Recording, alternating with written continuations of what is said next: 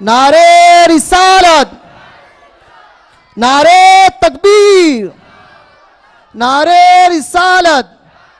جشن شہید اعظم کانفرنس۔ آپ کے سامنے مائک پر مقرر خصوصی حضرت علامہ مولانا محمد فاروق خان رضوی صاحب قبلہ۔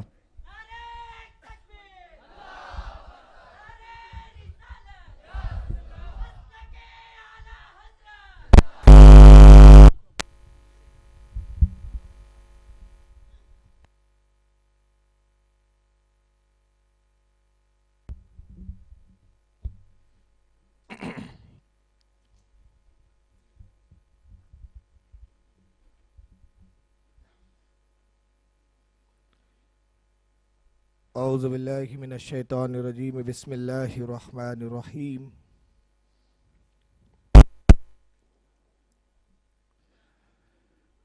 الحمدللہ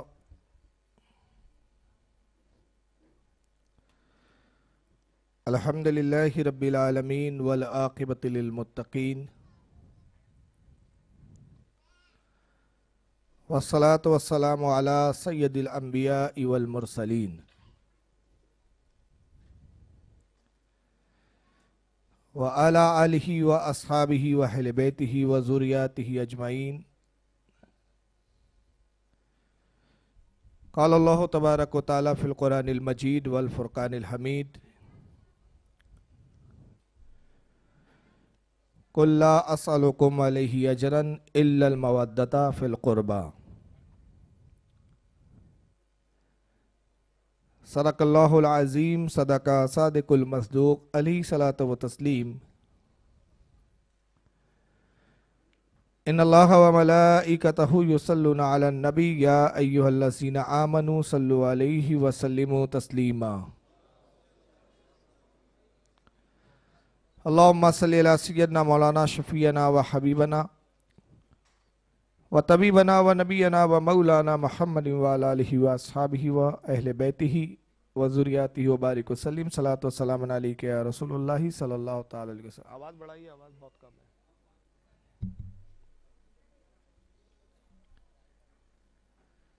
آج کا یہ ایک روزہ جلسہ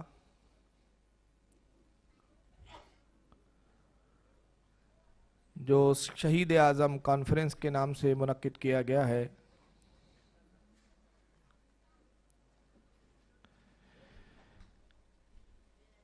آج کے اس ایک روزہ بزم میں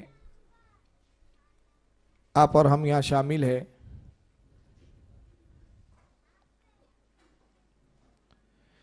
سب سے پہلے میں آج کے اس بزم کے جتنے منتظمین ہیں ان کے لیے اللہ کی بارگاہ میں دعا گو ہوں، خالق کائنات ان تمام منتظمین کو جنہوں نے آج تیرے نبی کے اہل بیت کے ذکر کے لیے اس بزم کو آراستہ کیا، پروردگار عالم ان تمام کی دنیا اور آخرت کو سنوار دے۔ اس کا انہیں دنیا میں بھی بہترین اجر عطا فرمائے اور آخرت میں بھی بہترین اجر عطا فرمائے۔ ساتھ ہی مسند رسول پر رونق افروز تمامی علماء اہل سنت کا بھی ممنون و مشکور ہوں، بالخصوص پیر طریقت اور رہبر شریعت حضرت علامہ مولانا سید محمد اقبال ربانی صاحب قبلہ دامت برکاتہم القدسیہ کا، کہ حضرت والا نے اپنے اوقات میں سے، اپنے قیمتی اوقات میں سے چند گھڑیاں آج کی اس بزم کے لیے عطا فرمائی۔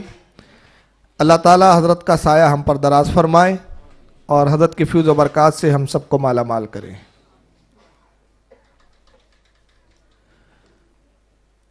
عنوان آپ کو پتہ ہے کہ سید الشہداء کانفرنس، شہید اعظم کانفرنس، جس سے مراد ہماری امام علی مقام کی شہادت کا ذکر کرنا۔ اہل سنت و جماعت کا بچہ یہ بات بخوبی جانتا ہے کہ حضرت سیدنا امام حسین رضی اللہ تعالیٰ عنہ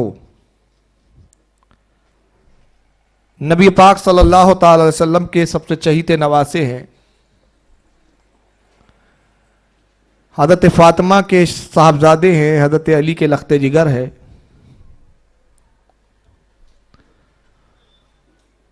یہاں تک کہ نبی پاک صلی اللہ تعالی علیہ وسلم نے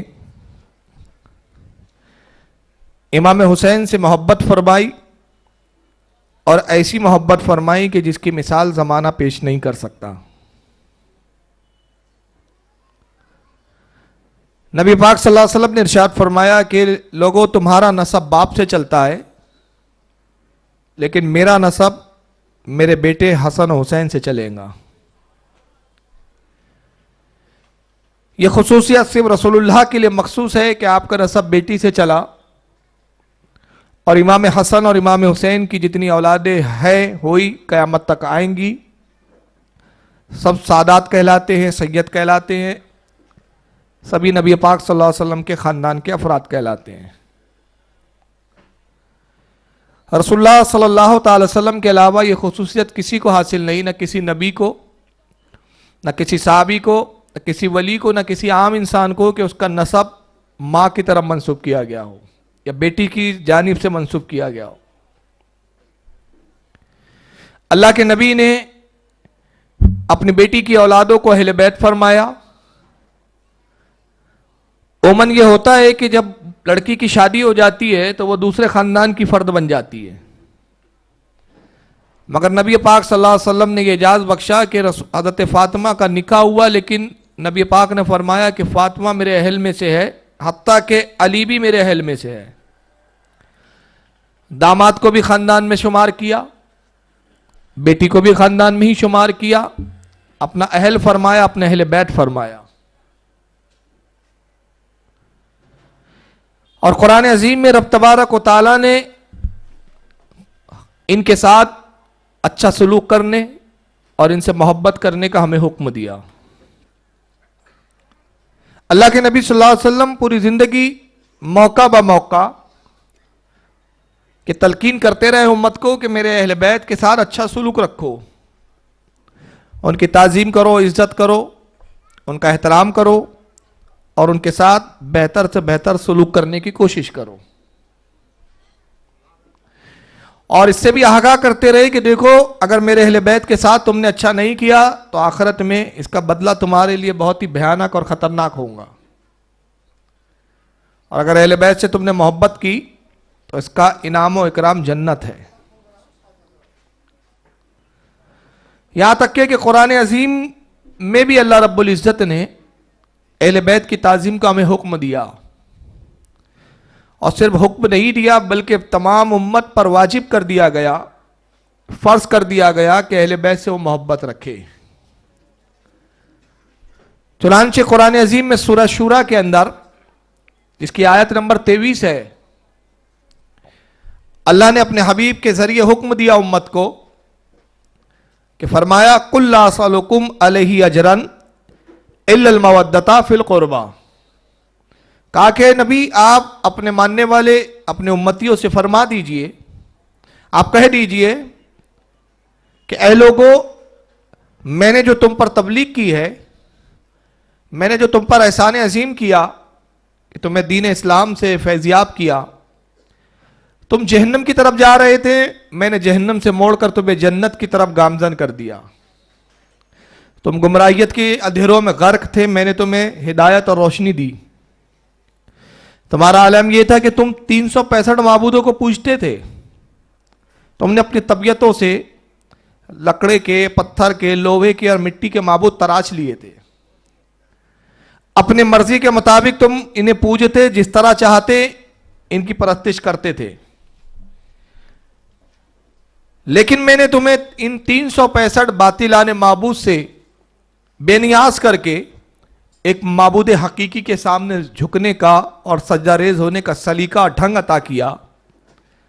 یہ بہت بڑا احسان عظیم ہے تم پر. اگر تم ان باطل پرستوں کے فریب میں رہتے, باطل کو اپنا معبود سمجھتے رہتے, تو جہنم کے گہرے غار میں, جہنم کی तारीख आग के अंदर तुम जलकर राख हो जाते और दायमी तुम पर अजाब मुसल्लत रहता, मगर तुमसे मैंने दायमी अजाब को हटाकर और दूर करके जन्नत की नेमतों से सरफराज कर दिया कि जो मैंने एहसान किया इसके एवज मैं तुमसे नहीं मांगता, कुछ उजरत नहीं तलब करता, कुछ मुआवजा नहीं लेता, मैं तुमसे कोई रकम का मुतालबा नहीं करता, मगर मैं ये जरूर चाहता हूं कि इल्लल मवद्दता, अगर तुम मुझे एहसान मानते हो तबलीग में, तुम एहसान मंद समझते हो तो सिर्फ ये करो कि मेरे अहले बैत से मोहब्बत करो। एक तरफ पूरा एहसान रसूल है और दूसरी तरफ मोहब्बत अहले बैत है। बताया गया कि एहसान का बदला चुका नहीं सकते तुम, रसूलुल्लाह के एक एहसान का बदला पूरी जिंदगी नहीं चुकाया जा सकता। मौलाना रूम ने मसनवी शरीफ में बड़ी प्यारी बात फरमाई। मौलाना रूम कहते हैं कि रसूलुल्लाह ने जो उस उम्मत पर एहसानात किए, या रब तबारक व तआला ने रसूल के सदके में जो इस उम्मत पर एहसान फरमाए, इंसान अगर उसका बदला चुकाने का इरादा करे और ख्याल करे कि चलो कम से कम एक एहसान का मैं बदला चुका दूं, और बदला चुकाने का सबसे बेहतरीन तरीका यह है कि वह अपने रब की बारगाह में सजदा शुक्र अदा करे। तो जब वो सजदे में जाता है बंदा, एक एहसान का बदले के लिए उसने एक सजदा किया, मगर उसी में उस पर दो एहसान चढ़ जाते हैं। और वह ऐसे कि एक सजदे में जैसी दाखिल होता है तो एक सांस लेता है और एक सांस छोड़ता है। तो ये सांस जो लिया ये भी अल्लाह का एहसान, सांस छोड़ रहा है ये भी अल्लाह का एहसान। सांस ना ले तो मर जाए, लेकर ना छोड़े तो मर जाए। गया था एक एहसान का शुक्र अदा करने, हाल यह है कि दो एहसान और उस पर लाद दिए गए हैं। पूरी जिंदगी खत्म हो जाएंगी मगर अल्लाह रसूल के एहसान को हम नहीं चुका सकते। मगर अल्लाह का फजल व करम देखें, उसकी इनायतें देखें, उसकी मेहरबानियां देखें कि फरमाया कि देखो तुम एहसान तो चुका नहीं सकते, ना मेरा ना मेरे हबीब का, मगर शुक्रगुजार जरूर बन सकते हो, एहसान मंद जरूर कहला सकते हो। अगर गद्दार नहीं कहलाना चाहते, ना शुक्र नहीं कहलाना चाहते, तो फिर ये करो कि मेरे नबी के आल से और अहले बैत से मोहब्बत करो। तो अहले बैत से अगर आपने मोहब्बत की तो आप वफादार भी हुए, एहसान मंद भी हुए, एक सच्चे उम्मती हैं और एक खुदा के अच्छे बंदे भी हैं। लेकिन अगर अहले बैत का एहसान नहीं मानते आप, नबी के एहसान का बदला ये कि अहले बैत से हम मोहब्बत और उल्फत रखें, ये आपके अगर दिल में नहीं है तो आप सब कुछ हो सकते हैं। आप नमाजी हो सकते हैं, हाजी हो सकते हैं, गाजी हो सकते हैं, लेकिन खुदा की कसम मुसलमान और मोमिन नहीं हो सकते। मोमिन होने के लिए शर्त अजीम है कि रसूल की मोहब्बत, अहले बैत की मोहब्बत। अब इस पर गुफ्तगू हुई उलमा के दरमियान कि अहले बैत में है कौन। तो अहले सुन्नत का अगर मैं मजमूई अकीदा आपके सामने रखूं, बगैर किसी इख्तलाफी गुफ्तगू और बहस के, बगैर इस बात की कि मैं इस मौजू को छेड़ूं कि किसने कहा कि कौन अहले बैत में और कौन नहीं है, अगर मैं जमहूर का अकीदा पेश करूं या वो अकीदा जिस पर इजमा अहले सुन्नत है, तो वो ये है कि अहले बैत में नबी की बीबियां भी है, नबी की अजवाज भी है, नबी के चचा भी है, नबी की चचा की औलादे भी हैं। वो तमाम चचा जो ईमान लाए, उनकी बात नहीं हो रही है जो कुफ्र की हालत में, इसलिए कि कुफ्र नसब को काट देता है, खानदान को खत्म कर देता है। हजरत अब्बास की जो औलादे हैं वो सब अहले बैत में हैं। रसूलुल्लाह की बेटियां की जो औलादे हैं वो भी अहले बैत में है, सब घर वालों में। मगर इन तमाम अहले बैत में जो खुसूसी मकाम है, वो खुसूसी मकाम हजरत अली, हजरत फातिमा और इमाम हसन का जो मकाम और मर्तबा है वो अहले बैत में दूसरों का नहीं है। जो फजीलत के दर्जे पर ये लोग फायज हैं वो मकाम दूसरों को नहीं है। अहले बैत में वो भी शामिल है, रसूल के घर वालों में है, खानदान वालों में है, मगर मकाम और दर्जे के एतबार से इमाम हसन और हजरत अली के मकाम को नहीं पहुंच सकते, खातून जन्नत के मकाम को नहीं पहुंच सकते। अज़वाज मोहतरात भी हो तो वो खातून जन्नत हजरत फातिमा के मकाम को नहीं पहुंच सकती। इसलिए कि रसूलुल्लाह खुद फरमाते हैं कि तमाम औरतों में सबसे बेहतरीन और सबसे अजीम कोई खातून है तो मेरी बेटी फातिमा है। फरमाया तमाम जन्नती औरतों की सरदार है। और बुखारी में अल्लाह के रसूल के अल्फाज है, या फातिमा तो अला तरदीना सैयदतुन निसाए हाज़िहिल उम्मा, ऐ फातिमा क्या तू इस पर राजी नहीं है कि अल्लाह ने तमाम उम्मत की जन्नती औरतों का सरदार तुझे बना दिया है। جتنی عورتیں ہیں جنت کی ہے اس میں ازواج محترات بھی آ گئی ہے، ان کی بھی سردار خاتون جنت ہے۔ حضرت امام عبد الرحمن الصفوری الشافعی، ان کی بڑی مارکۃ الآرا کتاب ہے جس کا نام ہے نزہۃ المجالس، فضائل پر ہے۔ امام عبد الرحمن الصفوری الشافعی ایک روایت نقل کرتے ہیں، حضرت عائشہ ام المومنین حضرت خاتون جنت سے ایک مرتبہ فرماتی ہیں کہ بیٹی بتاؤ تم افضل ہو کہ میں افضل ہوں، مقام کس کا بلند ہے، تمہارا کہ میرا؟ خاتون جنت کہتی ہے امی جان میں آپ سے زیادہ مرتبہ رکھتی ہوں، اگرچہ رشتے کے اعتبار سے آپ میری ماں ہیں لیکن افضلیت کے اعتبار سے میں آپ پر فوقیت رکھتی ہوں۔ ام المومنین حضرت عائشہ فرماتی ہیں کہ اے میری صاحبزادی تجھ سے افضل میں ہوں۔ کا دلیل بھی تو چاہیے، کیا دلیل ہے آپ کے پاس کہ آپ مجھ سے فضیلت میں زیادہ ہے؟ حضرت عائشہ نے دلیل دی، اب دلیل سنیں کیا ہے۔ دلیل میں فرماتی ہے کہ بیٹی فاطمہ کیا تم نے رسول اللہ کا یہ قول نہیں سنا کہ آقا نے ارشاد فرمایا کہ ہر عورت جو جنت میں جائیں گی اپنے جنتی شوہر کے ساتھ جنت میں رہیں گی۔ ہر عورت جو دنیا میں کسی کی بیوی تھی، کسی کی زوجہ اور اہلیہ تھی، وہ بھی جنت میں جائے، شوہر بھی جنت میں جائے، وہ اپنے جنتی شوہر کے ساتھ یہ عورت بھی اسی محل میں اسی درجے میں جنت میں رہیں گی۔ اور یہاں تک فرمایا کہ عورت کسی ہی دنیا میں رہی ہو، کسی کی عورت کالی ہو، چپٹی ہو، بس شکل ہو، مگر جنت میں اس کا حسن حوروں سے کئی گنا زیادہ ہوگا، حوروں سے زیادہ حسین و جمیل بنا دی جائیں گی اور اپنے جنتی شوہر کے ساتھ رہیں گی۔ تو کہا کہ بیٹی فاطمہ میں تو رسول کے ساتھ رہوں گی، تم علی کے ساتھ رہو گی، میں رسول کے ساتھ جنت میں رہوں گی، تم علی کے ساتھ ہوں گی، تو بتاؤ کیا میں تم سے افضل ہوئی یا نہیں ہوئی کہ تم تو علی کے ساتھ رہو اور میں رسول کے ساتھ رہوں؟ یہ ایک دلیل ایسی تھی کہ جس نے حضرت خاتون جنت کو خاموش کر دیا، جواب نہیں تھا فاطمہ کے پاس، سیدہ کے پاس جواب نہیں تھا، غمگین ہو گئی، خاموش ہو گئی۔ حضرت فاطمہ در حقیقت امتحان لے کے مقام بتانا چاہ رہی تھی فاطمہ کا، یہ نہیں تھا کہ اپنی فضیلت بتانا مخصوص تھا، امت کو بتانا تھا کہ نبی نے یوں ہی اپنی بیٹی فاطمہ کو تمام عورتوں کا سردار نہیں بنایا ہے۔ مقام دیکھو فاطمہ کا کیا ہے، جب غمگین ہوئی ہے خاتون جنت، حضرت عائشہ مسکراتے ہوئے اٹھتی ہے ام المومنین، حضرت فاطمہ کے سر کے دوپٹے کو ہٹایا، جب سر کے بال ظاہر ہوئے تو بالوں کو بوسہ لیتی ہے اور بوسہ لے کے ارشاد فرماتی ہے بیٹی فاطمہ میں نے تو یوں ہی کہہ دیا تھا، قسم خدا کی میں تمہارے ایک بال کی برابری نہیں کر سکتی، کاش میں عائشہ نہ ہوتی تمہارے سر کا ایک بال ہوتی۔ یہ مقام ہے خاتون جنت حضرت فاطمہ کا۔ اندازہ لگائے جب فاطمہ کا یہ مقام ہے، علی کا مقام کیا ہوگا، کیونکہ شوہر بیوی سے درجے میں افضل و اعلیٰ ہوتا ہے۔ قرآن نے کہا مرد حاکم ہے عورتوں پر، تو فاطمہ پر بھی اگر کوئی حاکم ہے تو علی ہے نا، تو علی کا مقام بھی بہت بلند ہے، اور اتنا بلند کہ نبی نے کہا من کن تو مولا ہو فعلی مولا، جس کا میں مولا علی اس کا مولا۔ پہلے اپنے مولا ہونے کا اظہار کیا اور کہا جس کا میں مولا علی اس کا مولا۔ بڑی خاص بات ہے اس حدیث پاک میں، ذرا غور کریں۔ نبی اگر صرف اتنا فرما دیتے علی مولا تو بڑا عجیب بات ہوتی، سوال ہو سکتا تھا کہ علی کو مولا مانے یا نہ مانے، مگر نبی نے علی کو مولا بعد میں کہا، پہلے اپنے مولا ہونے کا اظہار کیا ہے، کہا میں جس کا مولا، اور بتا دیا کہ علی کو وہ مولا مانے گا جو مجھے مولا مانتا ہے، اور جو مجھے مولا نہیں مانتا وہ علی کو کہاں مانے گا۔ تو بات سمجھ میں آ گئی، ہم نے علی کو بھی مولا مانا، رسول کو بھی مولا مانا، تو بات یہ ہوئی کہ اہل سنت و جماعت اپنے نبی سے بھی محبت کرتے علی سے، اور جنہوں نے علی کو مولا نہ مانا، ارے جنہوں نے نبی کو نہ مانا وہ علی کو کیا مانیں گے؟ تو پتہ چلا نہ یہ علی کے ہیں نہ نبی کے ہے، کسی کے نہیں ہیں۔ تو نبی نے یہ مقام بلند کیا علی کا، کہیں فرمایا انا مدینۃ العلم و علی بابھا، میں علم کا شہر ہوں تو علی اس کا دروازہ ہے۔ یہ مقام بلند کیا، اور ایک جگہ تو یہاں تک فرما دیا کہ اگر میرے بعد نبوت ہوتی، اگر میرے بعد کوئی نبی ہوتا تو علی وہ تم ہوتے، لیکن لا نبی آبادی، میرے بعد کوئی نبی نہیں۔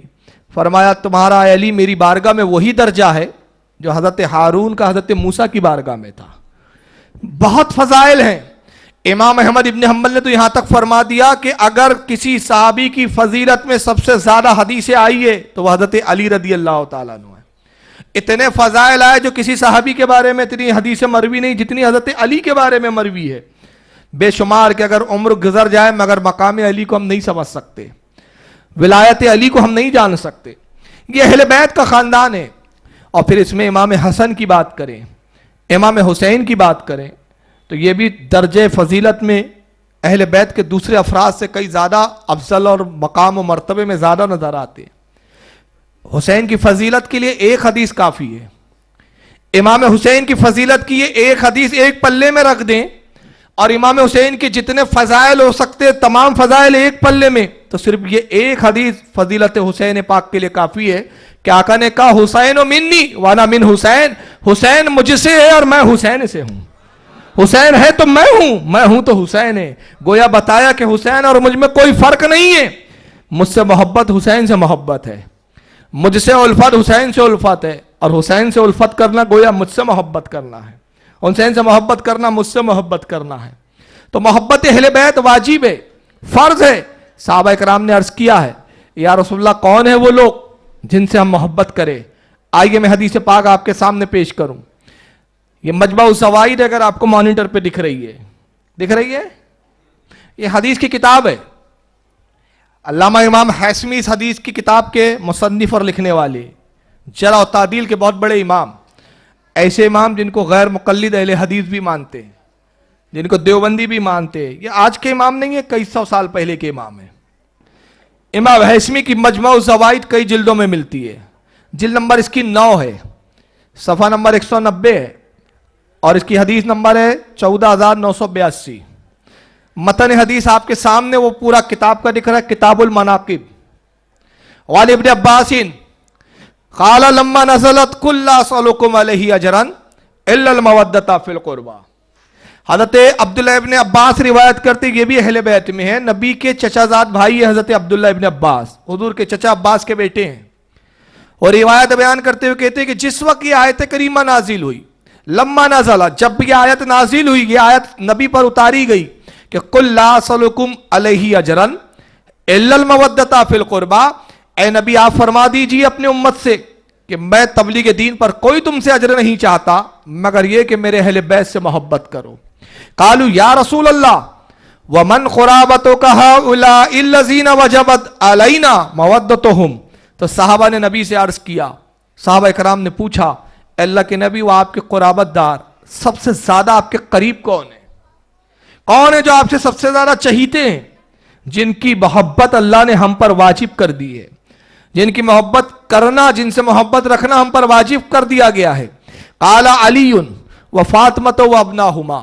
آقا نے کہا سنو, جن کی محبت تم پر واجب ہے وہ علی ہے, وہ فاطمہ ہے, اور ان کے 2 بیٹے حسن و حسین ہیں. یہ وہ ذاتیں ہیں جن کی محبت تم پر واجب ہے.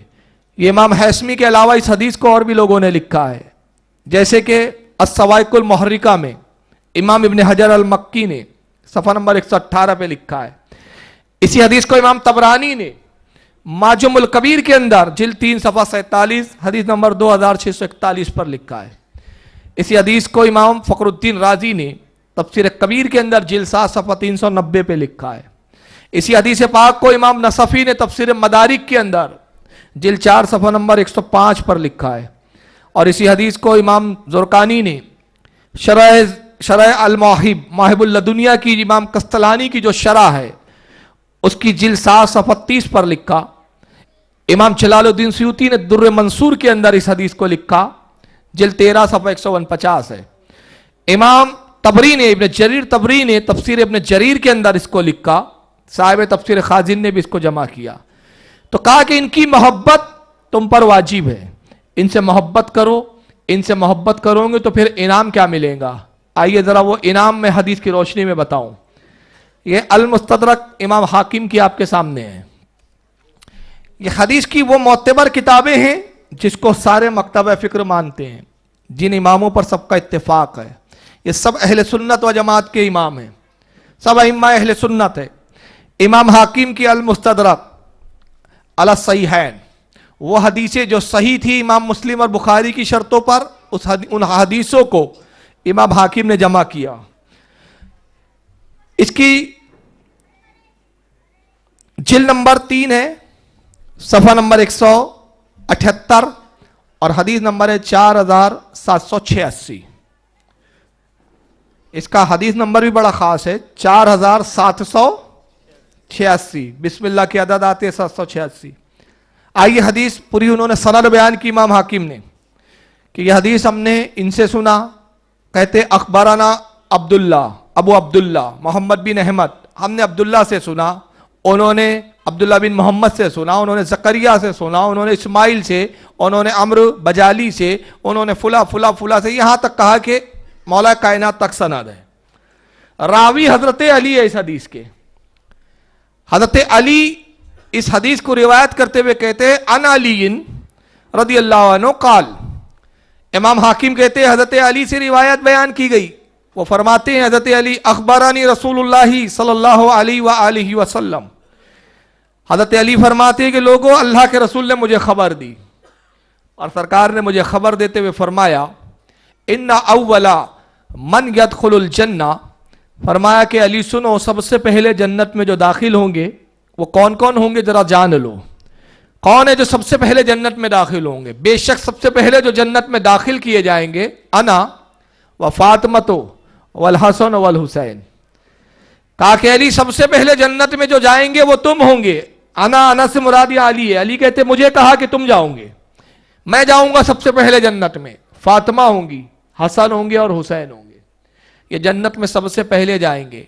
اور اس حدیث کی اگر ہم تھوڑی تشریح میں چلے جائیں تو آگے سب سے پہلے رسول اللہ ہوں گے، اور پھر وہ صحیح حدیث ہمارے سامنے آتی ہے کہ سرکار کہتے سب سے پہلے میں جنت میں جاؤں گا، دروگہ جنت جیسے ہی مجھے دیکھیں گا استقبال کریں گا اور سلام عرض کریں گا، کہیں گا السلام علیکم یا رسول اللہ، السلام علیکم یا حبیب اللہ، السلام علیکم یا نبی اللہ، بہترین القابات کے ساتھ دروگہ جنت رضوان مجھ پر سلام بھیجیں گا، میں کہوں گا رضوان جنت کا دروازہ کھولو، وہ عرض کریں گا یا رسول اللہ مجھے رب کی طرف سے یہی حکم دیا گیا تھا کہ میں جنت کا دروازہ اس وقت تک نہ کھولوں جب تک میرا حبیب اس کو نہ کھلوا دے، مجھے آپ ہی کے لیے حکم دیا گیا ہے، میں جنت کا دروازہ کھولوں گا۔ دیکھیے یہاں ایک حدیث میں خاص بات ہے، سرکار کہتے میں جنت کا دروازہ کھولوں گا، بات سمجھ میں آ گئی؟ لوگ سمجھ رہے دروگہ جنت رضوان جو ہے، دیکھیں میں دروگہ کہہ رہا ہوں بات تو تب بھی واضح ہو جاتی ہے کہ یہ دروگہ ہے، پہرے دار ہے، جنت کا مالک نہیں ہے رضوان، مالک رسول اللہ ہے، یہ پہرا دے رہا ہے، جس کا گھر ہوتا ہے وہ خود چابی سے اپنے گھر کے دروازوں کو کھولتا ہے، آقا خود دروازہ کھولیں گے جنت کا۔ اور اس کے بعد ساتھ میں کون ہوں گے؟ اب یہ حدیث بتاتی ہے کہ تنہا نبی نہیں ہوں گے، ساتھ میں علی ہوں گے، فاطمہ ہوں گی، حسن و حسین ہوں گے۔ قلت یا رسول اللہ فمحبونا، مولا کائنات کہتے ہیں کہ میں نے عرض کیا رسول اللہ سے اللہ کے نبی اگر ہم جنت میں پہلے چلے جائیں گے، آپ چلے جائیں جنت میں جنت میں چلا جاؤں، فاطمہ حسن حسین چلے جائے تو جو ہم سے محبت کرتے ان کا کیا ہوگا؟ جو ہم سے الفت کرتے ان کا کیا ہوگا؟ جو دنیا میں ہمارے ذکر کو بلند رکھتے تھے ان کا کیا ہوگا؟ قال من ورائکم، آقا نے کہا علی ان کے بارے میں فکر نہ کرو، جو ہم سے محبت کرتے تھے جنت میں وہ ہمارے پیچھے پیچھے چلے آئیں گے، وہ ہمارے پیچھے ہوں گے، ہم آگے ہوں گے۔ اور امام حاکم نے پھر لکھا صحیح الاسناد، اس حدیث کی سند صحیح ہے، یہ حدیث ضعیف بھی نہیں، یہ حدیث موضوع بھی نہیں، بلکہ صحیح الاسناد صحیح سند کے ساتھ یہ حدیث آئی۔ اور اس حدیث میں ہمیں بتا دیا گیا کہ اہل بیت کی محبت کا انعام یہ ہے کہ تم یہاں اہل بیت سے محبت کرو گے، قیامت کے دن جنت میں اہل بیت کے پیچھے پیچھے جنت میں چلے جاؤ گے۔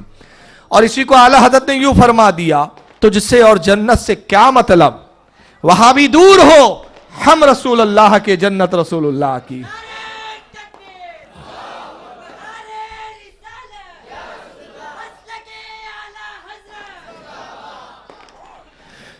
تو یہ جنت رسول کی، اور ساتھ میں لے جانے والے اہل بیت محبت کرنے والے پیچھے ہوں گے۔ اس حدیث کو اور بھی لوگوں نے لکھا، جیسے امام طبری نے ذخائر العقبہ ان کی کتاب ہے جس کی جلد نمبر 1 ہے، صفحہ 214 پہ بھی اس حدیث کو لکھا ہے۔ امام حاکم کے علاوہ جن لوگوں نے لکھا ہے، امام ابن عساکر نے لایا اس کو تاریخ دمشق کے اندر جلد 14 صفحہ 173 پر، اور کنز العمال کے اندر امام حسام الدین نے کنز العمال جلد 12 صفحہ 98 حدیث نمبر 34166۔ علامہ امام ابن حجر الحیتمی البکی الشافعی نے الصواعق المحرکہ صفحہ 448 پر اس حدیث کو لایا۔ ایک آخری حدیث، اس کے بعد ہم اصل موضوع کی طرف آئیں گے۔ یہ حدیث بڑی پیاری ہے، درود شریف پڑھیں تو میں آپ کو وہ حدیث پیش کر کے سناؤں۔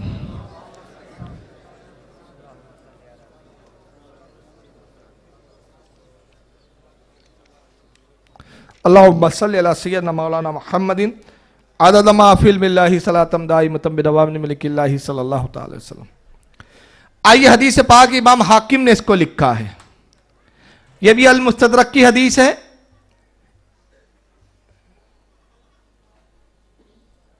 मॉनिटर पे देख लें, यह है हाकिम अल मुस्तदरक,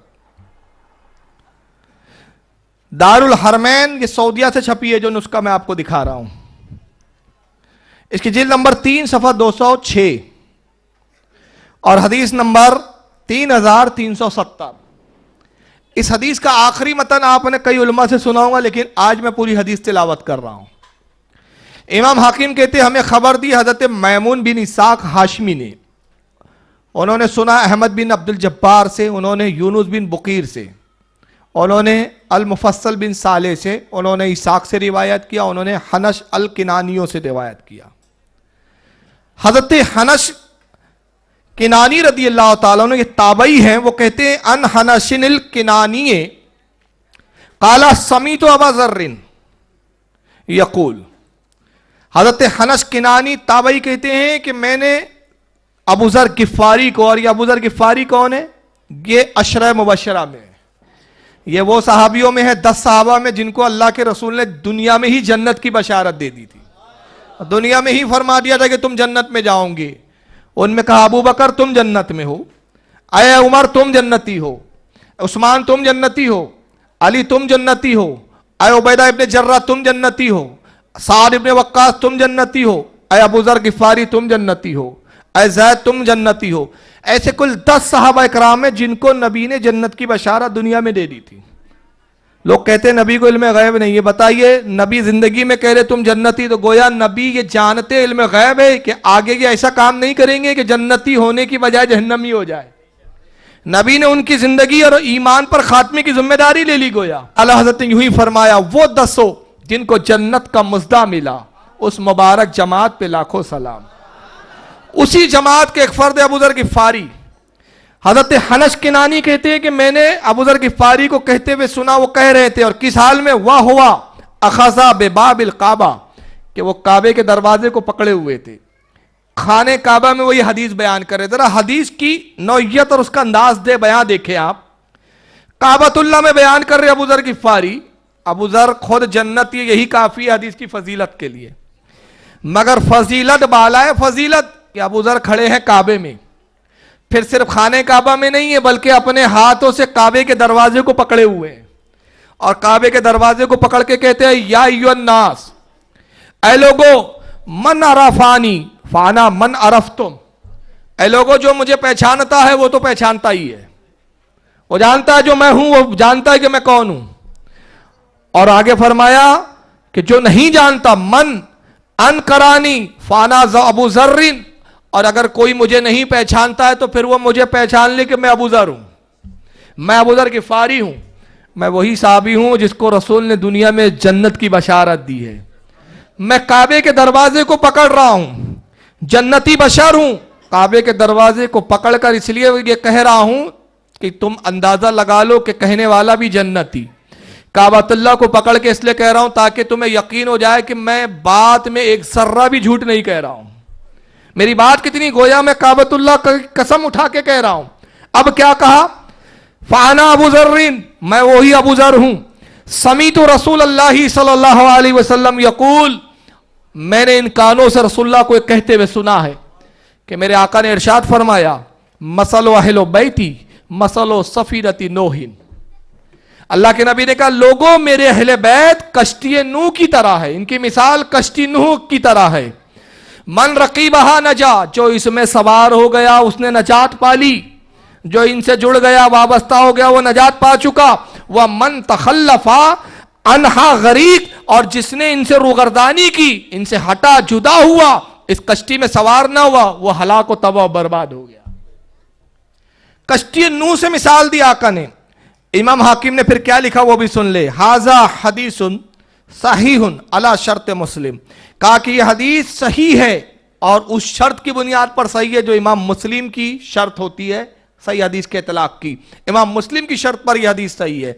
और फिर इस हदीस को इमाम तबरानी ने भी लिखा माजुमुल कबीर के अंदर जिल्द 3 सफ़ा 45 पर हदीस नंबर 2636 पर, मजमा ज़वाइद में इमाम हैसमी ने लाया जिल्द 9 सफ़ा 168 पर, इमाम दैलमी ने मुस्तदुल फिरदौस जिल्द 1 सफ़ा 238 हदीस नंबर 916 पे लाया। तो गोया ये हदीस में बताया नबी ने मेरे अहले बैत की मिसाल कश्ती नूह की तरह है कि जब अजाब आया था नूह अलैहिस्सलाम के ज़माने में तो वही लोग बचे जो कश्ती नूह में सवार थे, जो नहीं सवार हुए तबाह बर्बाद हो गए, जिसमें हज़रत नूह की बीवी भी थी, नूह अलैहिस्सलाम का बेटा भी था। रिश्तेदार होने के बावजूद नहीं बच सके, इसलिए कि कश्ती में सवार होने से इनकार कर दिया। तो आका ने कहा कोई कितना ही तुम्हारा अजीज तरीन हो, अगर वो अहले बैत से मोहब्बत करता है, इस कश्ती अहले बैत में बैठा है, सवार है, उसका ही बेड़ा पार होने वाला है, और जो इस कश्ती में सवार ना होगा हलाक हो जाएगा। यहां से पता चला कि अहले बैत की मोहब्बत वाजिब, और मोहब्बत का मतलब ही ये होता है कि उनसे वाबस्ता हो जाओ, उनसे जुड़ जाओ। यहां तक कि कुरान में हमें इरशाद फरमाया, अल्लाह इरशाद फरमाता है वा तस्मू बिहब्लिल्लाहि जमीआ वला तफर्रकू। अल्लाह फरमाता है कि ऐ लोगो तुम सब मिलकर अल्लाह की रस्सी को मजबूती से थाम लो और फिरकों में ना बटो। जो अल्लाह की रस्सी को छोड़ देगा वो फिरके फिरके हो जाएगा, और जो फिरका होगा आका ने कहा कि वो बादतरों में होगा, जहन्नम में जाएगा।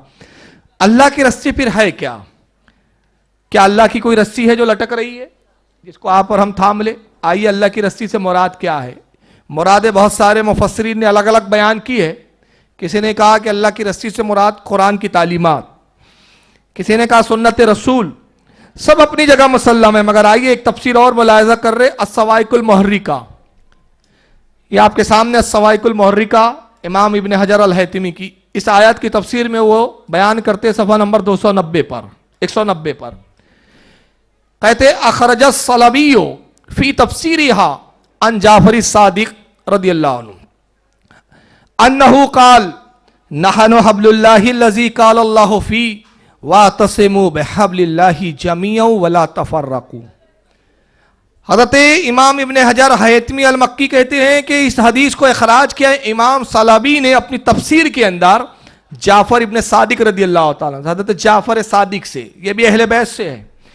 ये इमाम बाकर के साहबजादे, इमाम बाकर इमाम हुसैन हज़रत ज़ैनुल आबदीन के साहबजादे, और इमाम ज़ैनुल आबदीन हज़रत इमाम हुसैन के साहबजादे हैं। हज़रत जाफर रिवायत करते कहते लोगों के कुरान में जो अल्लाह ने फरमाया कि तुम सब मिलकर अल्लाह की रस्सी को मजबूती से थाम लो, फिरकों में ना बटो, तो जानते हो अल्लाह की रस्सी क्या है? नहानो हब्लुल्लाह, अल्लाह की रस्सी वो हम अहले बैत है, हम है वो अल्लाह की रस्सी जिसके बारे में कुरान ने कहा जिसने हमें थाम लिया उसने अल्लाह की रस्सी को थाम लिया। यानी दूसरे लफ्जों में जिसने अहले बैत को भी अपने साथ कर लिया, अहले बैत की मोहब्बत अपने दिल में रख ली और दुश्मनाने अहले बैत से नफरत कर ली, उसने गोया अल्लाह की रस्सी को थामा, और जिसने अल्लाह की रस्सी को थामा वही हिदायत पर है। ये कुछ तमहीदें मैंने रखी ताकि पहले अहले बैत का मकाम आपके जहन पर साबित हो जाए, और सब हदीसें मैंने पेश की है, इसमें कोई भी किस्सा नहीं सुनाया।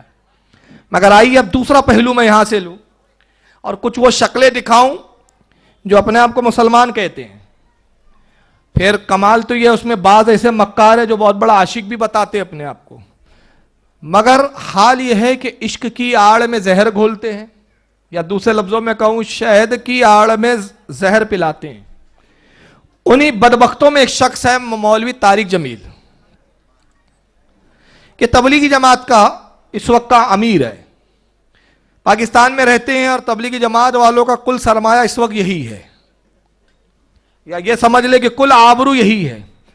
और अभी हाल तो यह है कि आप इनके किसी भी मौलवी के खिलाफ बोलो, कोई देवबंदी आपका रद्द नहीं करेगा, मगर जैसे तारिक जमील पे बोलो पूरी देवबंदी जमात तिल मिलाने लगती है, तड़प जाते हैं, फिर रद्द के दरवाजे खुल जाते हैं, फिर नेट इंटरनेट सब खुल जाते हैं, सब आ जाते हैं तारिक जमील के दिफा में। और मैं कहता हूं अल्लाह का शुक्र है कि हमने तुम्हारे मकर फरेब के पर्दों को हटाया।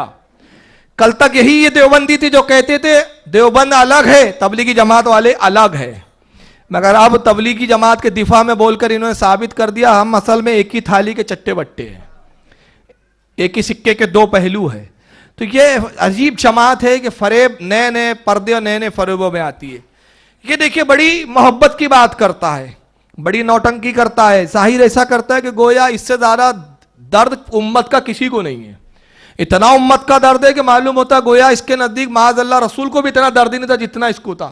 رو رو کے کہیں گا ایک امت بن جاؤ, ایک ہو جاؤ, جیسے یہ اب سب کو ایک کریں گا. تو ایک ہو جاؤ کا ان کا مطلب یہ نہیں رہتا کہ اہل بیت سے محبت کرو, نبی کی محبت پر ایک ہو جاؤ.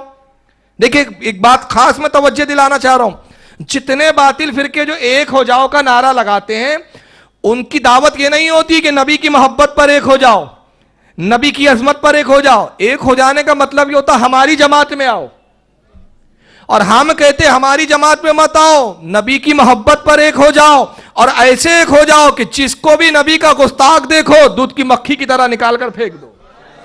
ہم نبی کی طرف بلاتے ہیں, اپنی جماعت کی طرف نہیں بلاتے. کیوں؟ ہم نے جماعت نہیں بنائی ہے, بلاتا وہ ہے جس نے جماعت بنائی ہو. تبلیغ وہ کرتا ہے جس نے نیا کچھ کام شروع کیا ہو. ہم تو پہلے سے ہیں پرانے, ہمیں جماعت بنانے کی کیا ضرورت؟ یہ جماعت تو نبی نے بنائی ہے, ہم بلاتے نہیں. ہم تو کہتے ہیں نبی نے جس نے بنایا اسی کی طرف آؤ. تو ہم اہل سنت کی تقاریریں آپ دیکھ جائیے, محبت رسول اور محبت اہل بیت پر ہوتی ہی اس لیے کہ ہم اپنی جماعت کے مولوی کی طرف نہیں بلاتے. لوگ کہتے ہیں یہ اعلی حضرت کی طرف بلاتے, ہم کہتے ہیں غلط, اعلی حضرت کی طرف ہم نہیں بلاتے. در حقیقت اعلی حضرت ایک چشمہ ہے, ہم کہتے ہیں چشمے کو لگاؤ, اور جب وہ عشق کا چشمہ لگاؤں گے تو پھر نبی کی محبت نظر آنے لگے گی. اور یہ چشمہ ہٹا لوں گے اگر اس دور میں تو اندھے ہو جاؤں گے, پھر یوں ٹٹولتے رہوں گے, کبھی تبلیغ کو پکڑوں گے, کبھی دیوبندیوں کو پکڑوں گے, کبھی غیر مقلد کو پکڑوں گے, بھٹکتے رہوں گے. کیوں؟ کہ جس اندھے کو دکھتا نہیں ہے وہ ٹٹولتا ہے, اور ٹٹول کے کوئی بھی چیز کو وہ اپنے مقصد کی سمجھ لیتا ہے, حالانکہ وہ چیز ہوتی نہیں ہے جو وہ سمجھ رہا ہے. لیکن چشمہ لگ جائے تو کم بینائی والے کو اچھا دکھنے لگتا ہے, صاف دکھنے لگتا ہے. ہم کہتے ہیں اس دور میں تمہارے گناہوں نے تمہاری بینائیوں کو کمزور کر دیا ہے, تمہارے ایمان کی کمزوری نے تمہاری بینائی کو کمزور کر دیا ہے. تو اگر تم اپنی بینائی اچھا کرنا چاہتے ہو کہ اس بینائی سے تم نبی کا مقام و مرتبہ دیکھو, تو وہ چشمہ بریلی میں اعلی حضرت کی شکل میں ملتا ہے. اس کو لگا کر دیکھو گے تو پھر نبی نبی سمجھ میں آئیں گے, اور چشمہ ہٹاؤں گے تو اندھے چھوئیں گا, کہیں گا میری طرح ہے, میری طرح ہے, میری طرح ہے. ہم اعلی حضرت کا چشمہ لگاتے اس لیے کہتے ہماری طرح نہیں ہے. ارے جب ابو بکر رسول کی طرح نہیں ہے, ابو بکر سے عمر ابو بکر کی طرح نہیں ہے, عثمان عمر کی طرح نہیں ہے, اور ہم بہت بڑی بات ہے صحابہ کی, ارے ہم تو ولی کے قدموں کے برابر نہیں ہیں, تو نبی کے برابر کہاں ہو سکتے؟ تو سب چشمے کا مسئلہ ہے. اب ان کا جو معاملہ ہے ایک ہو جاؤ, ایک ہو جاؤ. ارے بھائی ایک ہو جاؤ تو یہ جدا کون ہوا پہلے یہ تو پتہ لگاؤ. اب دعوت کس کو دے رہے ہیں؟ جو گھر میں بیٹھا اسی سے کہہ رہے گھر میں آ جاؤ, گھر میں آ جاؤ. ارے وہ تو گھر میں بیٹھا, جو باہر نکلا اس کو بولو باہر کیوں چلا گیا, اندر آ. باہر تو آپ نکلے, چھوڑا تو آپ نے, غریب نواز کو آپ نے چھوڑا, غوث پاک کو آپ نے چھوڑا, امام اعظم ابو حنیفہ کو آپ نے چھوڑا, صحابہ کو آپ نے چھوڑا, دعوت ہمیں دے رہے ہیں. بہرحال چلیے تبھیدی بات لمبی ہو رہی ہے. اب یہ ایک محبت کی آڑ میں قصہ سنا رہا, ذرا قصہ سنیں, تفسیر ہم بعد میں کریں گے, پہلے اس کی زبانی ہو قصہ سن لیں. آپ سوئے ہوئے تھے, آنکھ لگی, کبھی کبھی آپ چادر, ایک چادر اوپر ایک تہمد نیچے, آپ چادر اوپر لیے سو رہے تھے, کرتا نہیں, چادر اوپر سے ہٹ گئی, حضرت حسن آئے چھوٹے بچے, اور دوڑتے دوڑتے اگر اپنے نانا کے پیٹ پہ چڑھ گئے, آگے ناف نظر آیا تو بچے کو یوں نظر جیسے یہ سوراخ ہے, اس نے وہیں دھار ماری پیشاب کی, وہیں دھار ماری پیشاب کی, اور یہ پیشاب کی دھار ماری تو آپ کی آنکھ کھلی تو آپ چپ کر کے لیٹے رہے. طارق جبیل صاحب نے ایک واقعہ سنایا, واقعہ میری زبانی بھی سن لے اگر آپ کے سمجھنے میں کئی چوک ہو گئی ہو. کہتے ہیں کہ رسول اللہ صلی اللہ علیہ وسلم لیٹے ہوئے تھے, پیٹ کھلا ہوا تھا, پیٹ ظاہر تھا, پیٹ پہ کوئی چادر نہیں تھی. حضرت حسن آئے, اور امام حسن اس وقت چھوٹے بچے تھے, آئے نبی کے پیٹ پہ سوار ہو گئے تو حضور کا ناف نظر آیا, بومنی بھی جس کو بولتے ہیں. تو امام حسن کو کیا لگا یہ سوراخ ہے, تو امام حسن نے وہیں پر دھار ماری. یعنی پہلے امام حسن کی توہین ملاحظہ کریں آپ کہ امام حسن ایک ایسے بے شعور بچے کا نام ہے کہ جس کو سوراخ اور ناف میں تمیز نہیں تھی. نبی کے پیٹ کا سوراخ, ناف جو ہے وہ سوراخ نظر آیا ان کو, اور انہوں نے دھار ماری. گویا دوسرے لفظوں میں انڈائریکٹلی یہ بتانا یہ چاہ رہے ہیں کہ امام حسن کی عادت تھی کہ اکثر سوراخوں میں پیشاب کرتے تھے. اب یہ بھی ایک سوراخ دکھا تو انہوں نے کہا یہ سوراخ ہے, وہیں انہوں نے دھار مار دی. ایک چیز. اب دوسری توہین دیکھیں کہ رسول اللہ صلی اللہ علیہ وسلم کی آنکھ کھلی, حضور نے دیکھا کہ امام حسن تو پیشاب کر رہے ہیں, تو آپ چپ کر کے لیٹے رہے. یعنی نبی نے امام حسن کو اٹھایا نہیں, ہٹایا نہیں, تنبیہ نہیں کی, منع نہیں کیا, سمجھایا نہیں کہ بیٹا حسن یہ پیشاب کرنے کا یہ کام اچھا فعل نہیں ہے, یہ کسی کے جسم پر نہیں کیا جاتا. نبی نے تعلیم نہیں دی, بلکہ آپ چپ کر کے لیٹے رہے تاکہ چاہا کہ حسن میرے جسم پر جتنا پیشاب کر سکتے ہو کرتے رہو. نبی نے اپنا نہ شکم دھویا نہ صاف کیا, مطلب نبی کے نزدیک پاکی ناپاکی یہ کوئی اہمیت رکھتی نہیں تھی. اب ہو سکتا ہے کہ یہ کہے کہ بھائی وہ تو امام حسن چھوٹے بچے تھے اس وقت, اور چھوٹے بچوں کو شعور نہیں ہوتا, اس میں کون سی ایسی گستاخی کا پہلو آ گیا کہ جو آپ اتنا چیخ رہے ہیں, چلا رہے ہیں. تو میں عرض کر دوں کہ یہ بات صحیح ہے کہ آپ جو واقعہ سنا رہے ہیں اس میں امام حسن کو چھوٹا بچہ پیش کر رہے ہیں, لیکن سوال تو ہمارا یہ ہے, ہماری عقیدت تو یہ کہتی ہے کہ ہمارے بچے اور ہیں, اہل بیت کے گھرانے کے بچے اور ہیں.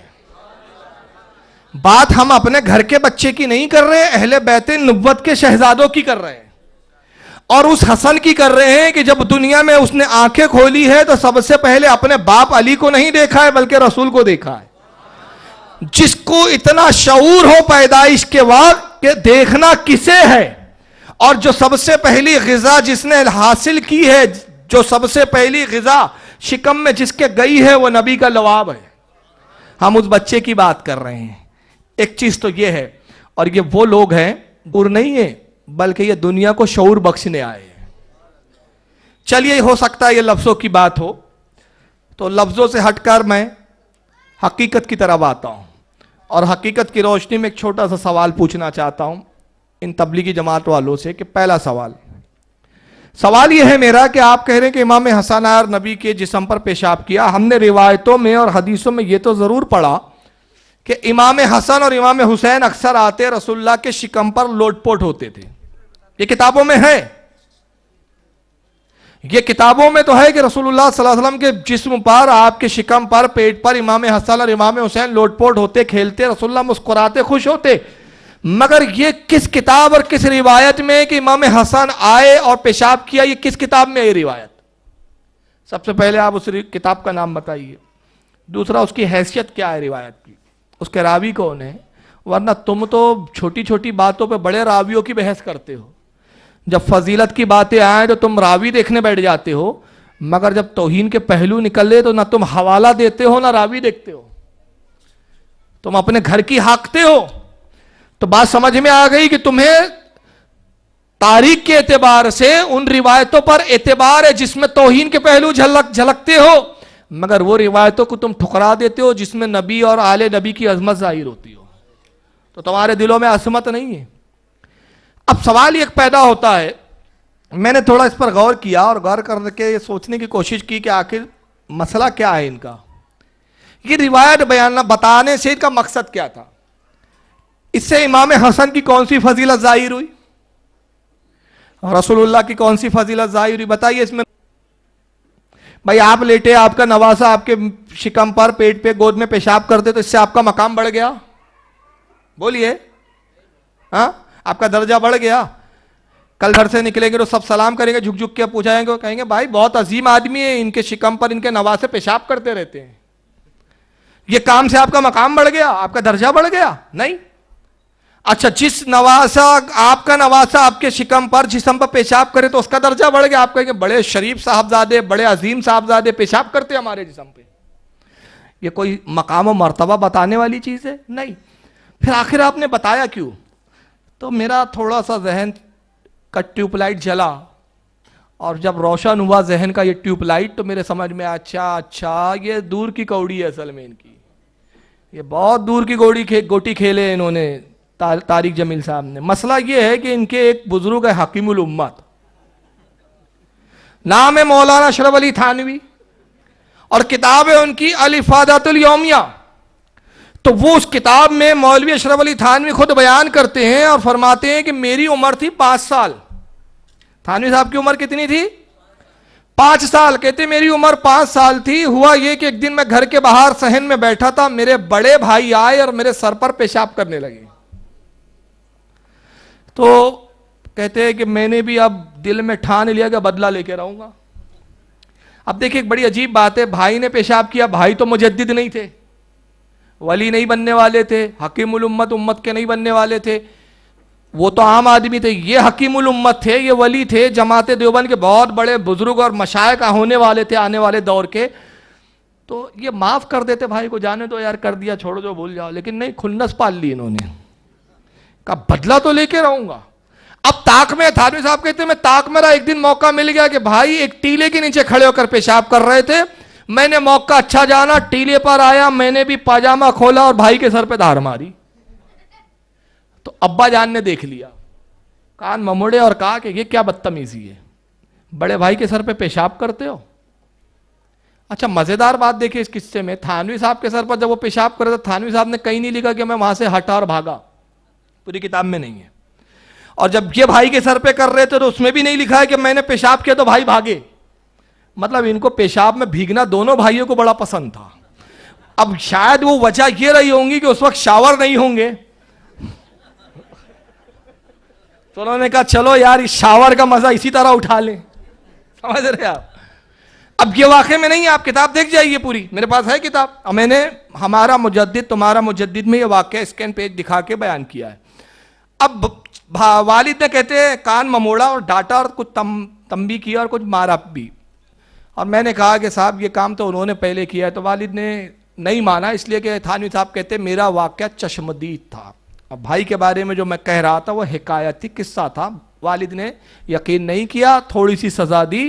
اور اس کے بعد تھانوی صاحب یہ بھی بیان کرتے ہوئے کہتے ہیں کہ ہم دونوں بھائیوں کو بچپنے میں وہ شرارتیں سوجتی تھی جو اچھوں کو نہیں سوچتی تھی.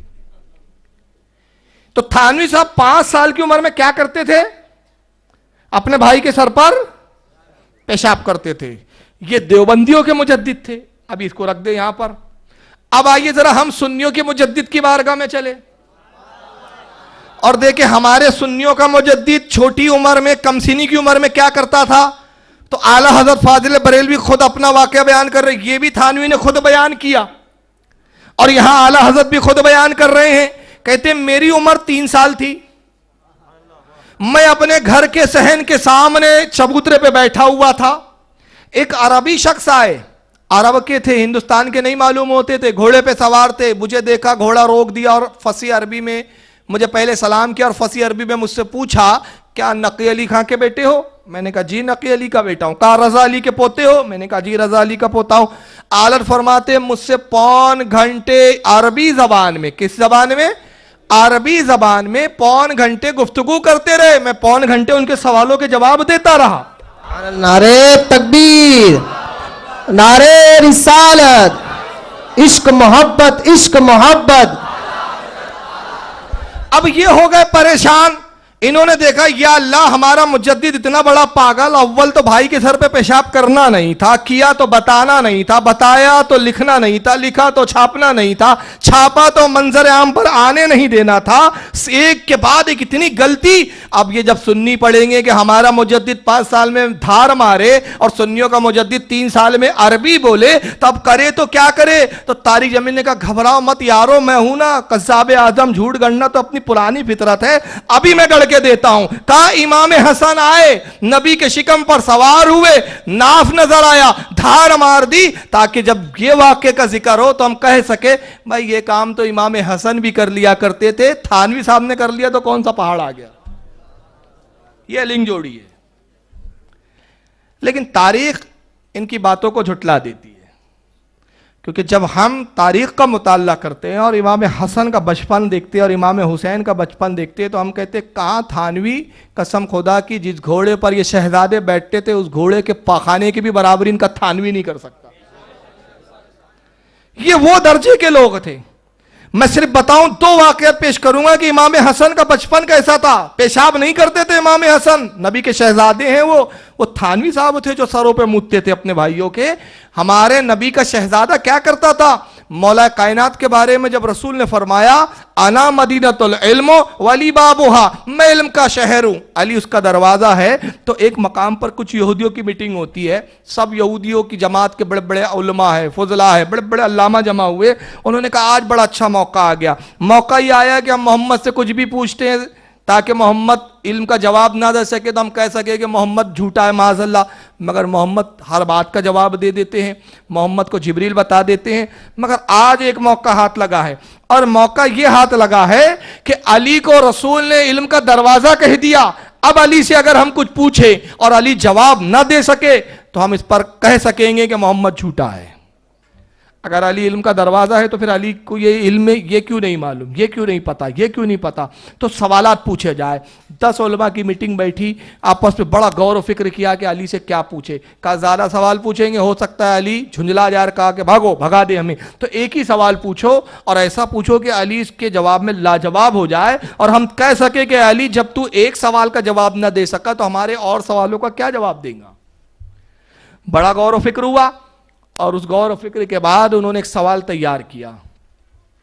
سوال تیار کر کے آتے ہیں مولا کائنات کی بارگاہ میں، کہا علی ہم نے سنا ہے کہ آپ کے نبی نے کہا انا مدینۃ العلم ولی بابھا، میں علم کا شہر ہوں، علی اس کا دروازہ ہے۔ کہا بے شک میرے نبی نے جو کہا حق فرمایا، میں علم کے شہر کا دروازہ ہوں، پوچھو مجھ سے کیا پوچھنا ہے۔ کہا علی ایک بڑا مشکل سوال ہے، وہ ہم تم سے پوچھنا چاہتے ہیں، اگر تم جواب دے دو تو ہم تمہیں مان جائیں گے، مگر سوال مشکل ہے تو ہم یہ کہتے ہیں کہ اگر تم چاہو تو 1-2 روز لے سکتے ہو، غور و فکر کر لو، چاہو تو 1-2 دن کے بعد جواب دے دینا۔ یعنی یہ بتا کر وہ اپنے سوال کی اہمیت بتا رہے ہیں اور مولا کائنات کو ذلیل کرنا چاہ رہے ہیں۔ تو حضرت علی نے جب یہ جملے سنے تو فرمایا اچھا تم اتنا مشکل سوال لائے ہو کہ تم سمجھتے ہو میں اس کا جواب نہ دے سکوں گا، وہ جواب نہ دے سکے جس کو نبی نے علم کا دروازہ کہا ہو، شہر علم کا، تو اب تمہاری ذلت یہ ہے کہ اس سوال کا جواب میں نہیں دوں گا، میرا بیٹا حسن دے گا۔ سبحان اب اللہ۔ اس وقت امام حسن کی عمر ہے 3-3.25 سال، اب بچوں میں کھیل رہے ہیں، امام حسن آواز دی بیٹا حسن قریب آؤ، امام حسن آئے، کہا جی ابو فرمائے، یا باتا کیا بات ہے میرے باپ؟ کہا بیٹا یہ علماء یہود ہے، 10 علماء کچھ سوال لے آئے ہیں، جواب دے دو، جو پوچھتے ہیں بتا دو۔ تو انہوں نے کہا کہ اے علی کے بچہ کیا جواب دے گا، آخر ہم اپنی جماعت کے علماء ہیں، سوال کوئی ایسا تھوڑی ہے کہ ایک بچہ جواب دے سکے، بہت مشکل سوال ہے، یہ بچہ جواب نہیں دے سکے گا۔ آپ نے فرمایا جواب تو اب یہ بچہ ہی دے گا۔ کہا یہ نہ دے سکے تو پھر تم دو گے؟ کہا یہ نوبت نہیں آنے والی، پوچھو اس سے۔ تو انہوں نے کہا اچھا ٹھیک ہے پوچھ لیتے، اگر نہ دے سکے تو پھر ہم آپ کی طرف لوٹیں گے۔ بچے سے سوال کیا امام حسن سے، کہا بیٹا حسن ہمارا سوال یہ ہے کہ وہ کون سی 10 چیزیں ہیں جن میں سے ہر بعد والی چیز اپنے سے پہلے والی پر غالب ہے اور 10ویں وہ ہے جس پر کوئی غالب نہیں۔ سوال سمجھ میں آیا؟ آیا کہ نہیں آیا؟ ورنہ مرزا غالب تو نہیں سمجھ لیا آپ نے۔ آسان کروں کہ میں یہ کہوں کہ وہ کون سی 10 چیزیں جن میں سے ہر بعد والی اپنے سے پہلی چیز کو ختم کرنے کی صلاحیت رکھتی ہو، پہلی چیز کو دوسری چیز ختم کر دے اور دوسری کو تیسری ختم کرے، تیسری کو چوتھی ختم کرے، چوتھی کو 5ویں ختم کرے، 5ویں کو 6ٹھی ختم کرے، 6ٹھی کو 7ویں ختم کرے، 7ویں کو 8ویں ختم کرے، 8ویں کو 9ویں، 9ویں کو 10ویں، اور 10ویں وہ جس کو کوئی ختم نہ کر سکتا ہو، جس کو فنا کرنا ناممکن ہے۔ وہ 10 چیزیں کون سی ہے؟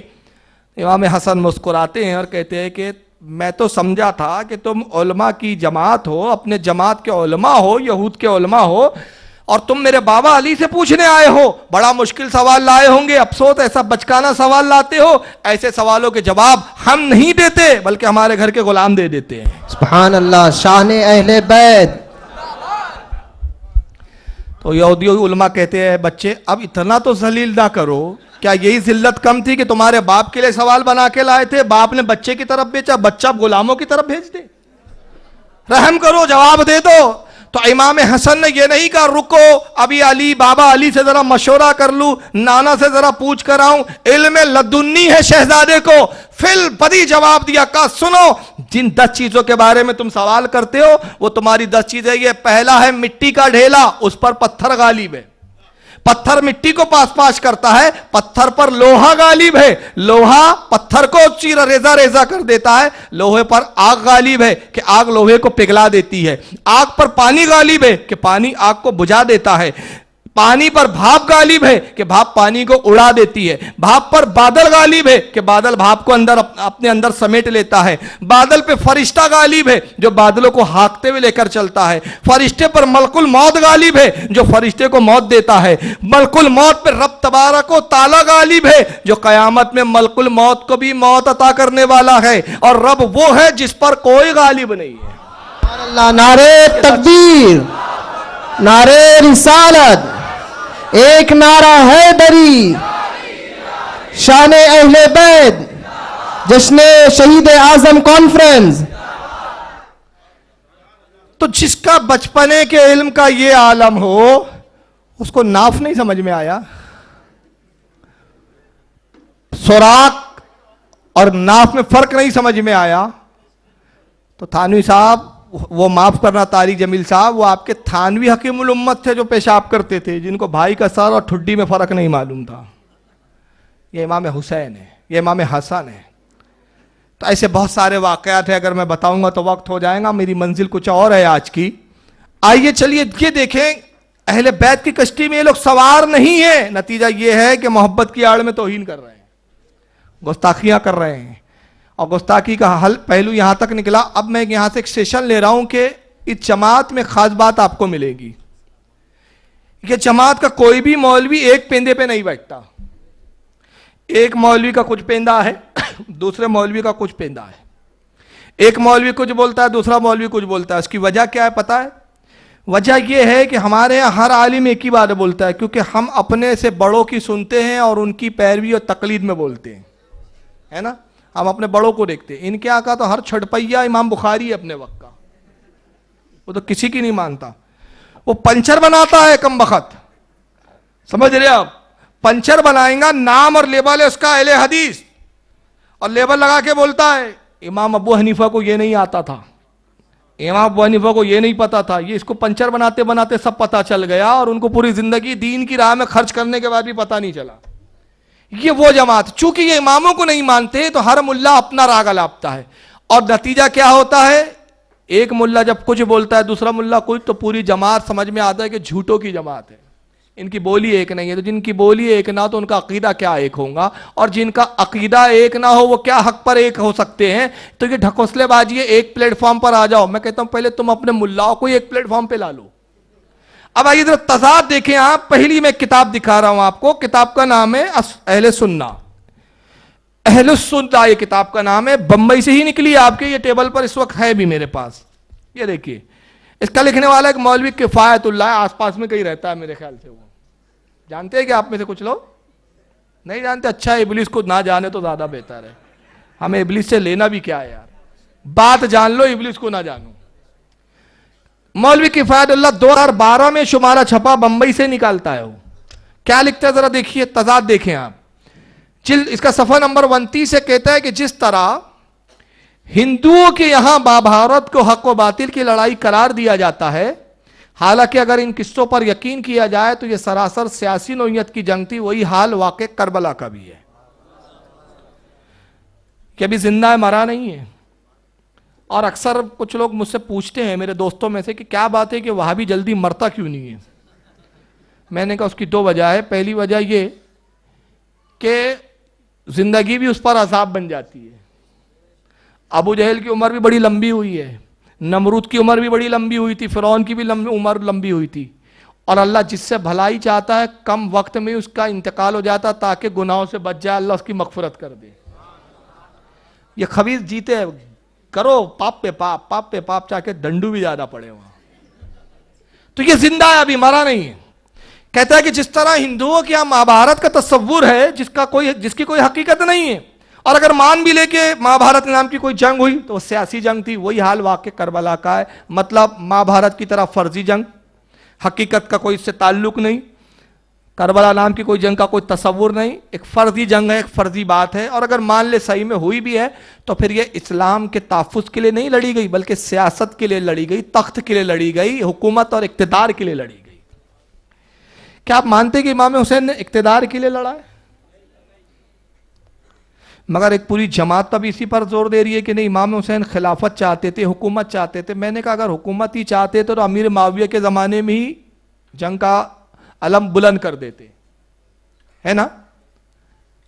لیکن امیر معاویہ سے تو نہیں لڑا حضرت امام حسین نے، امام حسن نے ان سے بیعت بھی کر لی، صلح بھی کر لی.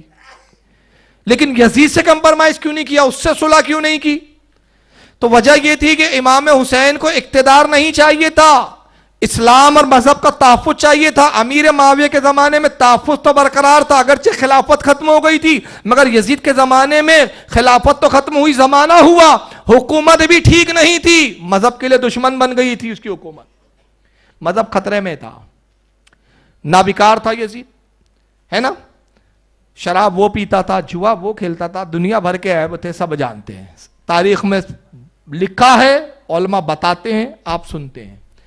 اور پھر بھی میں کہتا ہوں کہ اگر اقتداری چاہیے تھا تو ذرا سنجیدگی کے ساتھ مجھے ایک سوال کا جواب دے کہ یزید کے قبضے میں دنیا کے کتنے علاقے تھے؟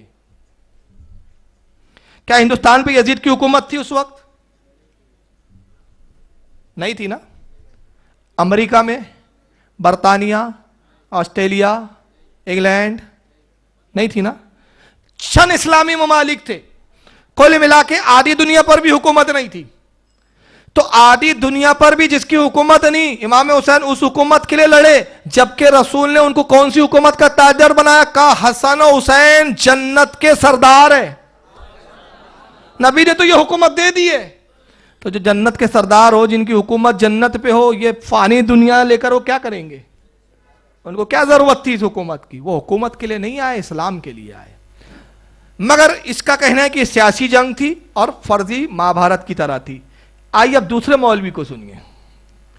یہ مولوی سعدی کے سعودیہ کا، اس نے کربلا کو ایک نئے ڈھنگ سے پیش کیا. ذرا آپ اس کی زبانی سن لیں.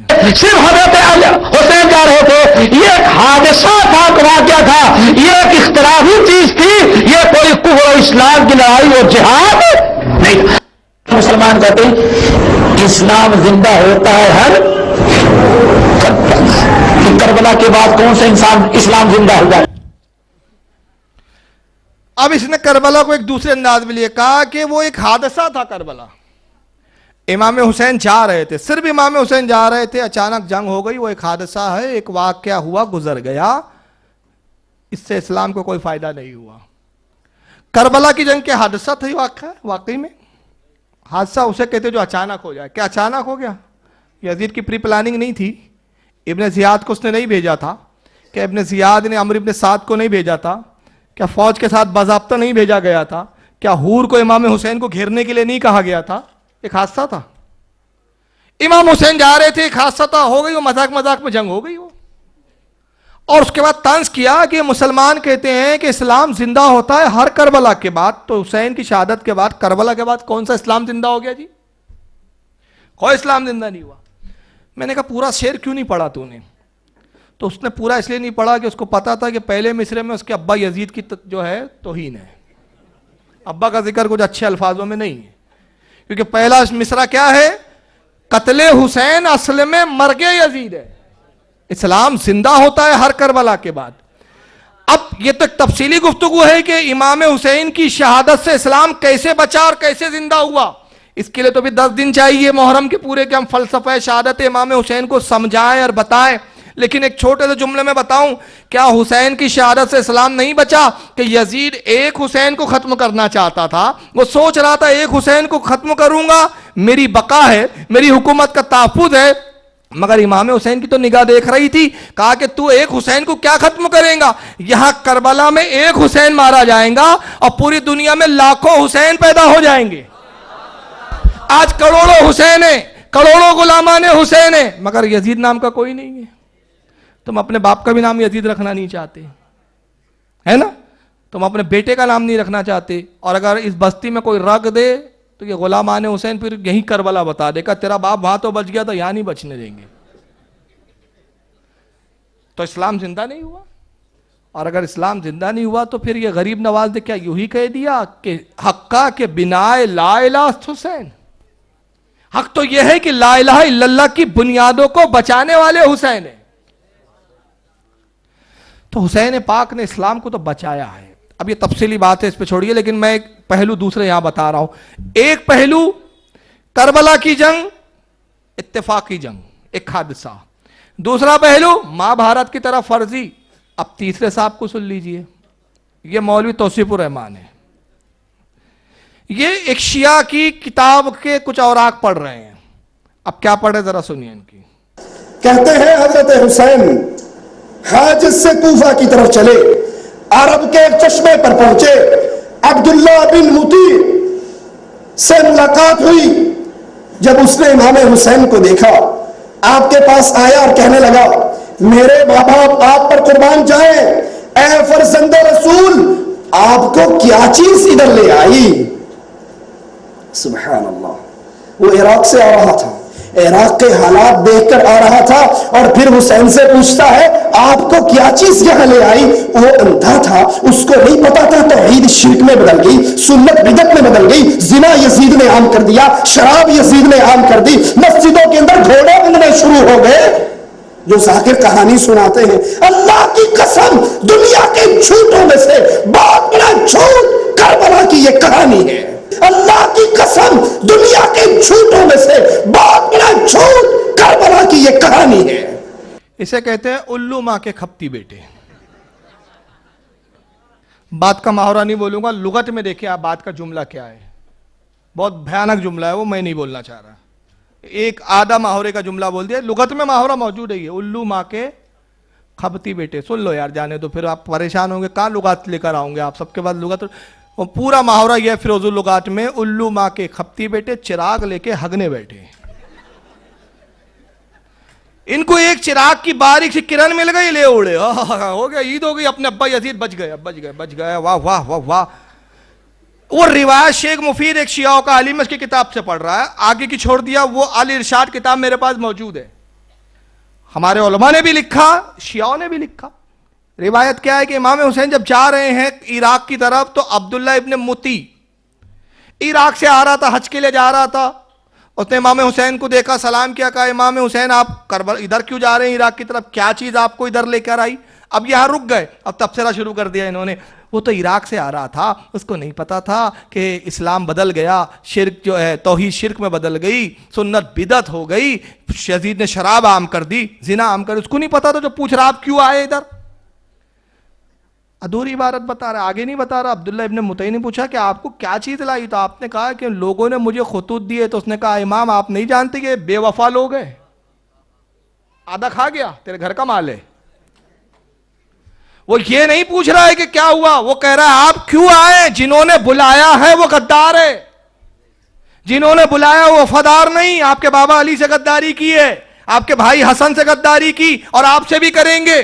تو آپ لوٹ جائیے, للہ لوٹ جائیے. یہ پوری گفتگو ہے. آدھی کھا گیا, آدھی مطلب کی لے لیا. کیوں ابا یزید بچ رہے, اتنے میں بچا لو, آگے بڑھ جائیں گے, خطرے میں آ جائیں گے ابا.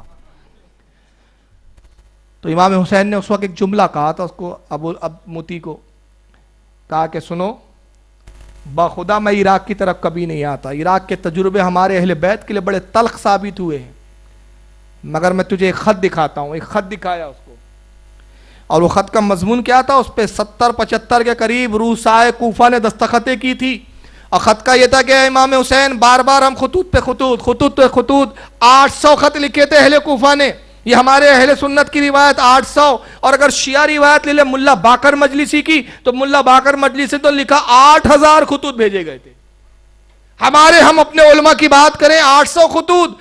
اور آخری خط جو تھا جس میں 75 کے قریب 70 سے 75 بڑے بڑے امیر و کبیر جو وہاں کے اثردار لوگ تھے کوفہ کے, انہوں نے اپنی دستخط کی تھی. اس پر خط پہ لکھا تھا کہ اے حسین پاک ہم بار بار خطوط لکھ رہے ہیں, بار بار خطوط لکھ رہے ہیں, آپ نہیں آ رہے ہیں. یزید جیسا ظالم ہمارے سروں پہ مسلط ہے, اگر اب بھی آپ نہ, یہ آخری خط ہے, اس کے بعد اب خط ہم نہیں بھیجیں گے, بلکہ بروز حشر نانا کی بارگاہ میں آپ کا دامن پکڑ لیں گے. یہ خط تھا. تو امام نے کہا بتاؤ اب میرے لیے کیا راستہ رہ گیا ہے, کہ کل یہ میرے نانا کی بارگاہ میں کہیں گے کہ ہم حسین کو بلا رہے تھے کہ ظلم کے خلاف آئیے, کھڑے ہو جائیے, اب میں نہ پہنچا تو میں نانا کو کیا جواب دوں گا. یہ ہے پوری روایت.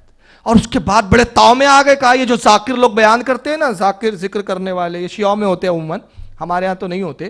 بہرحال یہ جو بیان کرتے ہیں نا کربلا میں یہ ہوا, اللہ کی قسم دنیا کے تمام جھوٹوں میں سے سب سے بڑا جھوٹ کربلا کی یہ کہانی ہے. کربلا کی کہانی تمام جھوٹوں میں سے سب سے بڑا جھوٹ. مطلب کربلا ہوئی ہی نہیں, پھر اس نے کربلا کو ہی صاف کر دیا زمین سے. تو پھر یہ سمجھ میں نہیں آیا کہ ملاؤں کے پیندے نہیں ہیں. ایک بولتا کربلا تو ہوئی لیکن مہا بھارت جیسی تھی, سیاست والی تھی.